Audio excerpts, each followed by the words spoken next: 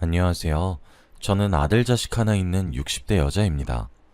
사람이 살다 보면 참 많은 일이 일어나곤 하죠. 저도 다른 사람들과 별다를 바 없습니다. 기구한 팔자가 더하면 더했지 절대 덜하진 않거든요. 그래도 제게 선물 같은 존재인 며느리가 있어서 그나마 행복하게 지내는 것 같아요. 사실 저는 지금 우울증을 앓고 있어서 정신과에 다니고 있어요. 반백년이 넘는 나이에 무슨 우울증이냐 하시는 분들도 있겠죠. 저는 남편이 제 곁을 떠난 이후로 우울증을 앓게 되었습니다. 그러면서 적막한 공간에 혼자 있는 것을 굉장히 싫어하게 되었어요. 세상에 혼자 남겨진 것만 같은 기분이 너무 싫었거든요. 그래서 하루 종일 텔레비전을 틀어두거나 라디오를 틀어놓거나 음악을 항상 틀어놓습니다. 솔직히 이 정도 나이가 되면 친구도 곁에 별로 없어요.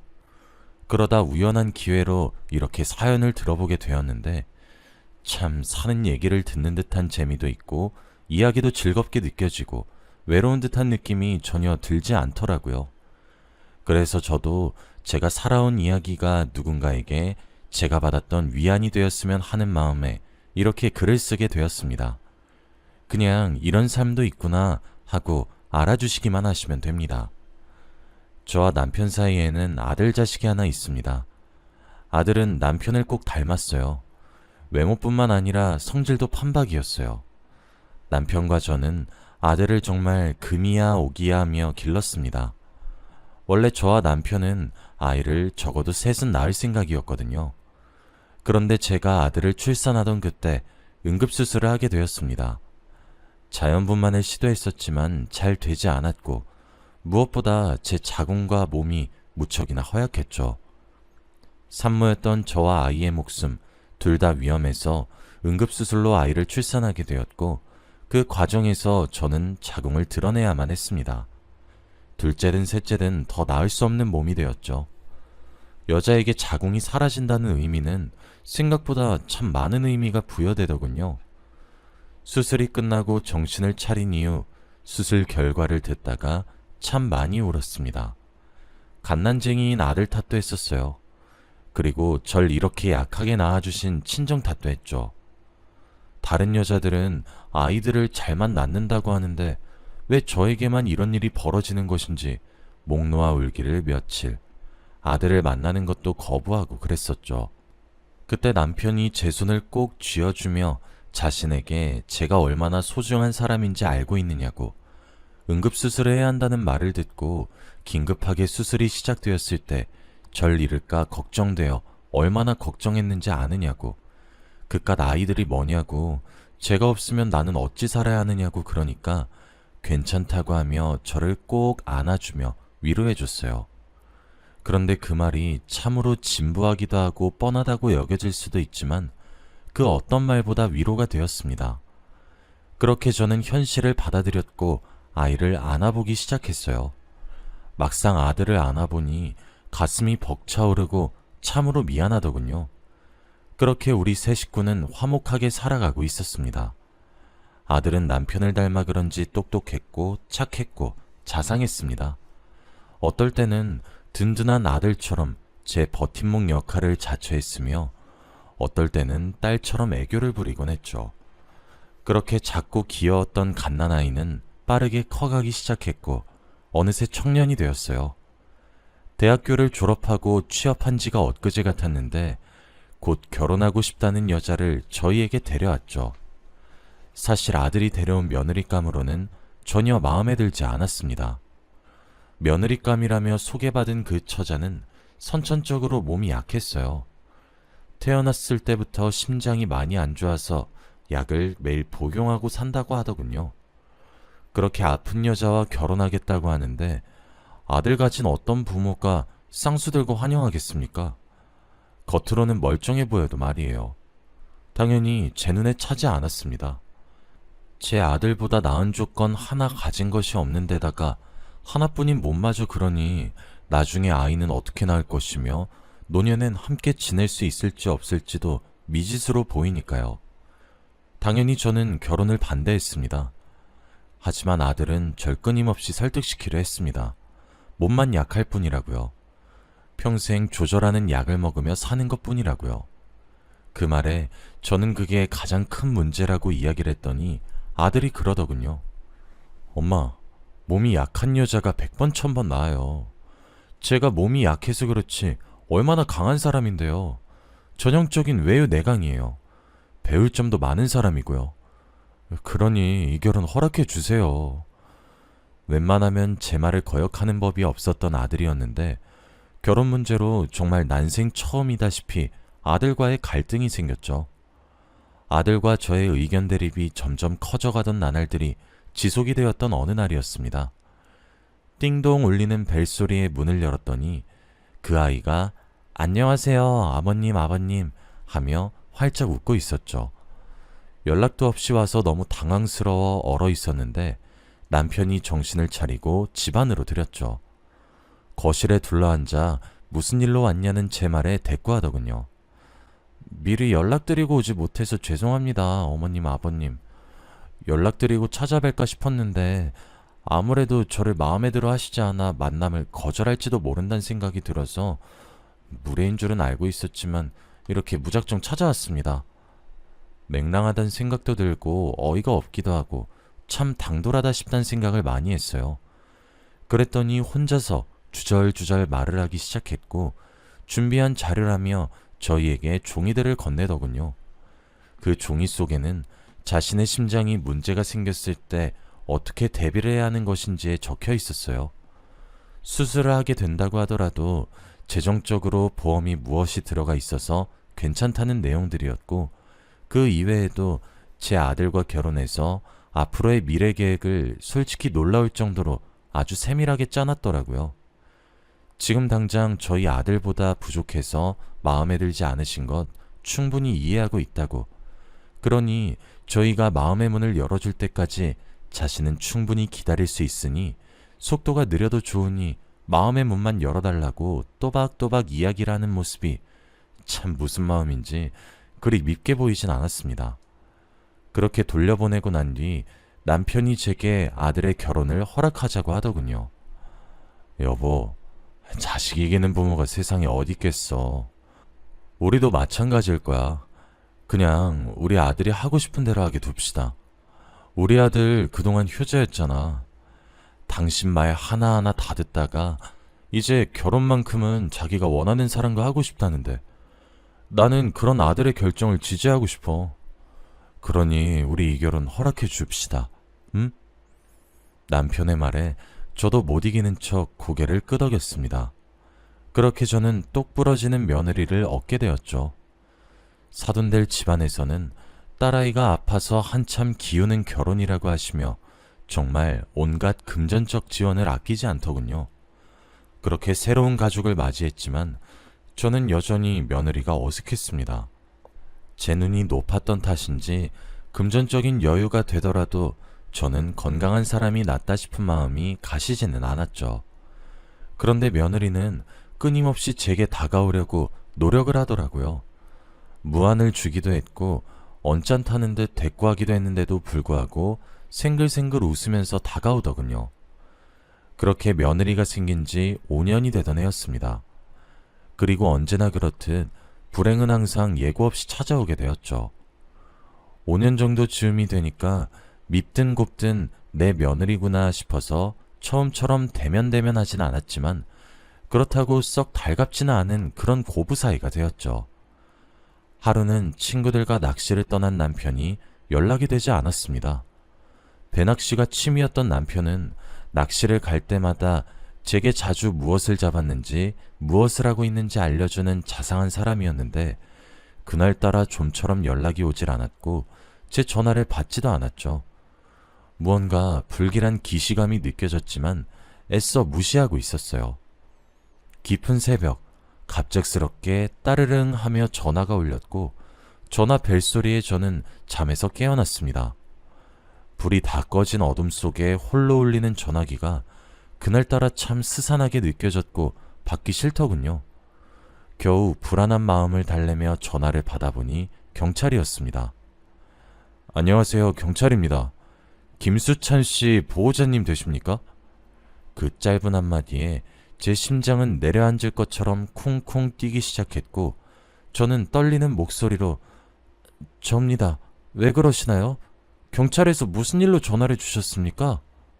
이어지는 경찰의 말에 저는 혼절하지 않기 위해 기를 쓰고 정신을 차려야 했어요. 아, 예. 참 안타까운 소식입니다만 김수찬 씨가 익사로 사망하셨습니다. 사고 신고를 접수받아 현장에 출동했지만 이미 신고를 받은 순간부터 늦었던 터라 이거 참 죄송합니다.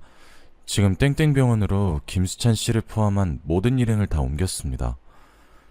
무슨 소리를 하는 것이냐고, 내 남편이 맞는지 확인은 제대로 한 것이냐고 울먹거리며 물어보는 제 질문에 돌아오는 대답은 그저 죄송하다는 말뿐이었어요. 무슨 정신으로 전화를 마무리했는지 모르겠더군요. 정신을 차려보니 아들에게 전화를 걸고 있었습니다. 새벽 3시를 향해 가는 시간이었어요. 늦은 새벽이라 그런지 아들에게 건 전화 신호음만 계속 울렸죠. 이내 전화 받는 소리가 나더니 며느리 목소리가 들렸습니다. 내가 무슨 말을 어떻게 했는지 기억은 나지 않지만 며느리는 제 울음을 토해내는 목소리에 놀랐고 그 길로 저희 집을 찾아왔습니다. 그렇게 우리 세 사람은 남편을 만나러 갔습니다. 바다에 배낚시를 갔던 남편은 잠시 구명조끼를 벗었다고 합니다. 그리고 하필 그때 배가 크게 출렁거렸고 배의 끝쪽에 서 있었던 남편은 바다에 풍덩 빠졌다고 합니다. 함께 여행 간 사람들도 다 제 남편과 또래인 사람들인데 그렇게 다 늙은 노인네들이 제 남편을 어떻게 구했겠습니까? 배를 운전해 주신 선장님이 남편을 겨우 건져주었으나 남편은 너무 오랜 시간 숨을 제대로 쉬지 못해 고통스럽게 익사로 세상을 떠나게 되었습니다.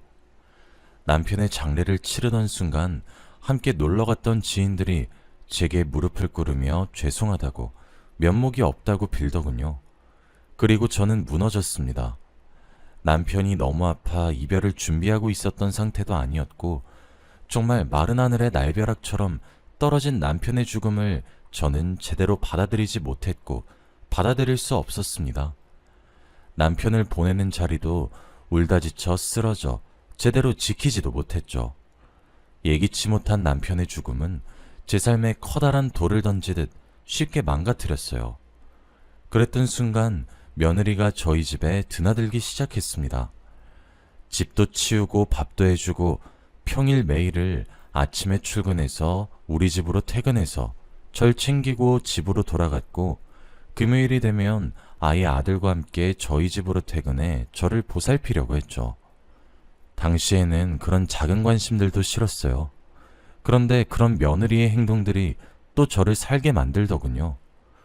며느리가 차려준 밥을 먹고 빨아준 옷을 입고 치워준 집에 있었죠. 회사에 나가서도 제가 많이 걱정이 되었던 모양인지 수시로 전화를 걸어 작든 크든 소소한 이야기들을 쏟아내었고 조잘조잘 떠들어대곤 했죠. 그때 아들이 했던 말이 떠올랐어요. 처음 결혼을 허락 맡을 때 건강이 유약해서 그렇지 속은 누구보다 강하단 말이에요. 솔직히 아들보다 더 나았습니다.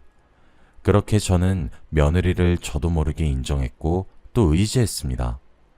사실 며느리는 그렇게 1년이라는 시간이 넘도록 제게 헌신해 주었어요.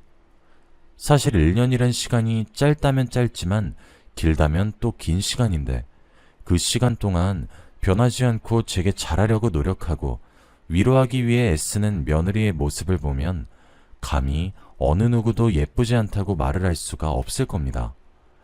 그러던 어느 날 며느리가 제게 머뭇거리며 이야기를 하기 시작했습니다. 나쁜 의도로 하는 말이 아니니 오해하지 마시라고 단단히 못을 박으면서요. 그러면서 한다는 말이 제게 정신과를 함께 가자고 하더라고요. 어머니, 저랑 함께 병원 가보시는 건 어떠세요? 요즘에는 옛날처럼 정신과에 이상한 사람들만 가는 곳이 아니에요. 다름이 아니고 어머니가 점점 감정적으로 안 좋아지시는 것 같고 자꾸 불면증에 시달리셔서 약을 조금 드셔보거나 해도 무척이나 좋아질 수 있으니까요. 네? 당연히 처음에는 거부감이 무척이나 심했습니다. 어떻게 나를 그런 곳에 데려가려고 하나 싶었고 배신감까지 들었죠. 며느리는 아들과 합세해서 저를 설득하기 시작했고 결국 병원에 가서 진단을 받게 되었어요. 저는 우울증과 불면증에 걸린 상태였고 심리 상담이 필요한 수준이었어요. 처음엔 저보다 어린 사람에게 제 속의 얘기를 하는 것도 마음에 들지 않았고 상담을 왜 마주 앉아서 해야 하는 것인지 좀처럼 받아들일 수가 없었죠. 제가 마치 정신 이상자가 된 듯한 기분에서 벗어날 수 없었고 그때 다시 며느리에게 참 못된 소리도 많이 했어요. 하지만 며느리는 제 그런 변덕스러운 태도에도 늘 일관성을 유지하면서 잘 대하기 위해 노력했습니다. 여전히 밝게 웃으며 수다를 떨었고 절 위해 많은 노력을 했죠. 처음 거부감이 들었던 것이 무색할 정도로 심리 상담과 약물 치료를 통해 제 우울증과 불면증은 정말 많은 오전이 되었고 저도 점차 좀 더 능동적인 생각을 할 수 있는 상태가 될 수 있었어요. 무엇보다 남편이 그렇게 떠나버리고 술에 기대어 의지하며 하루하루를 죽지 못해 살았던 날들이 많았는데 그런 날들도 차츰차츰 줄어들고 건강한 하루를 보낼 수 있게 되었죠. 그때 며느리를 바라봤는데 며느리도 그 기간 동안 참 마음고생이 많았단 것이 느껴졌던 게 많이 늙었구나 싶더군요. 눈가에 주름 하나 없었던 며느리였는데 눈 근처에 주름도 하나둘 자리 잡고 있는 모습을 보니 새삼스럽게도 참 미안한 마음이 많이 들었습니다. 앞에 얘기했다시피 며느리는 아예 술을 마시지 못해요. 심장이 약해서. 하지만 저는 술을 참 좋아합니다. 술 기운의 용기라도 얻지 않으면 말을 하지 못할 것 같아 며느리에게 술을 마시자고 한 후에 말을 했습니다. 제 진심을 전하기로 결심을 했죠. 아가, 내가 그동안 미안했다. 너무 심했지? 내가 너무너무 미안해. 결혼을 시켰을 적에도 우리 아들만 귀한 자식이 아니라 너도 남의 집 귀한 딸이란 사실을 내가 알았어야 했는데 네가 몸이 약하고 아프다는 말이 그렇게 미울 수가 없어서 나이값도 못하고 널 그토록 미워했었다. 그런데 사람이 살아가다 보니 마음에 병이 나는 것보다 몸에 병이 나는 것이 훨씬 낫더구나. 너만은 아이가 없는데 너처럼 이렇게 착하고 어진 며느리가 이 세상 어디에 있다고 내가 그걸 모르고 그렇게 어리석게 행동했던 것인지 모르겠구나. 정말 미안하구나. 내가 우리 남편 그렇게 허망하게 보내고 난 뒤 네 덕에 지금처럼 다시 제대로 살아갈 수 있게 되었다고 해도 절대 과언이 아니란 걸 스스로도 매우 잘 알고 있어. 시간을 돌릴 수만 있다면 널 미워했었던 과거를 다 지워버리고 싶을 정도야. 남편을 보내던 날에도 정신 못 차리는 시엄마랑 남편도 네가 다 챙기고 우리 남편을 네가 너무 잘 보내줘서 그 양반도 이승에 미련 하나 두지 않을 것 같구나. 내가 정말 미안하다. 우리 앞으로 잘 지내보는 건 이미 늦은 거니? 며느리의 손을 꼭 부여잡고 제가 할 수 있는 만큼 최선의 진심을 담아 얘기를 했습니다. 그랬더니 며느리가 제 손을 맞잡아주며 그러더군요. 아니요, 어머님. 당치도 않아요. 전 정말 괜찮거든요. 저요, 남편을 만나기 전까지 결혼이란 건 생각조차 못 해봤어요. 제 몸을 제가 잘 아니까 이런 몸을 가지고 결혼하는 것 자체가 민폐란 사실을 저는 아주 어렸을 때부터 잘 알고 있었거든요. 그런데 지금 남편을 만나게 되면서 제 인생이 얼마나 화사해졌는지 어머님 모르실 거예요. 그런 선물 같은 남편을 제게 주셨는데 제가 어머님께 어떻게 효도를 하지 않겠어요? 어머님은 제 말이 입에 발린 말처럼 들리실 수도 있고 믿기 어려우실 수도 있으시겠지만 저는 어머님이 단 한순간도 미웠던 적이 없어요. 어머님은 제게 두 번째 엄마와도 같은 사람이에요. 저는 어머님이 무척이나 좋은걸요. 그러니까 제게 미안해하지 마세요. 저한테 미안해하시기보다 앞으로 저희 셋 모두 행복하고 건강하게 오래오래 잘 살려고 노력해요. 네? 그렇게 저와 며느리는 한번 서로를 끌어안고 그날 진짜 가족으로 태어났습니다. 저는 이제 며느리라는 호칭을 쓰지 않고 딸이라고 부릅니다. 제가 잃어버린 웃음꽃을 찾아준 며느리가 너무 예쁘고 이젠 제 딸처럼 귀하게 여겨지거든요. 그리고 이렇게 귀한 며느리를 데려온 제 아들이 아주 이뻐 죽겠답니다. 저는 아직도 여전히 익숙해지진 않았지만 이젠 제게 딸과 아들이 있어 남편의 빈자리에 조금씩 익숙해져 가는 중입니다. 한편으로는 제 자식들에게 고마운 마음이 들면서 미안한 마음도 많이 드네요. 앞으로 남은 인생은 딸이 된 제 며느리에게 상처를 주기보단 제가 지금껏 받아온 며느리의 사랑을 곱절로 돌려주려고 합니다. 제가 다시 열심히 새로운 삶을 시작할 수 있도록 많은 분들이 용기를 주셨으면 좋겠습니다. 여기까지가 제 이야기입니다. 긴 이야기 들어주셔서 너무 감사하고 여러분들